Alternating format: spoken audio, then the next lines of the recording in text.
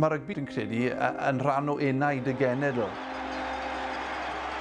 Mae wastad wedi bod yn rhywbeth sydd wedi gwau beth yw Cymreicdod. It just brings everybody together, you know, the fact that we're such a small nation and we're punching way, way, way above our weight. Oherwydd y hanes, oherwydd y traddodiad, oherwydd just... Mae rhywbeth romantis am beth i rygbi a Cymru. Some would say it's our religion, isn't it? And the stadium certainly feels like a shrine on big match days.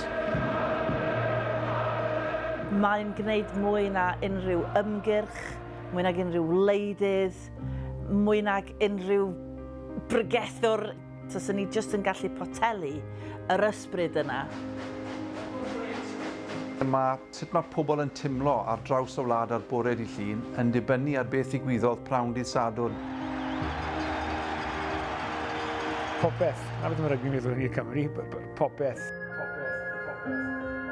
Ar ddiwedd yr 80au, gaethon ni'r Cwpan byd, a gaethon ni gyfle i ddangos yn bod ni fyny na gyda'r gwreion. It's the greatest thing you can actually ever happen to you on a rugby field, seriously. It's something that will stay with you for the rest of your life, and there's nothing else to compare it to. Mae beth amdano fe se, y diwediad, the best in the world, y gorau yn y byd. Dyna beth sy'n neud yn mor special. Dych chi'n teimlo'r pa mor pwysig yna fe, chi'n teimlo llygad y byd yn gwylio chi. Hwnnw oedd y sparc i fynd ar gêm i ryw le arall, a dyna'n union ddigwyddodd.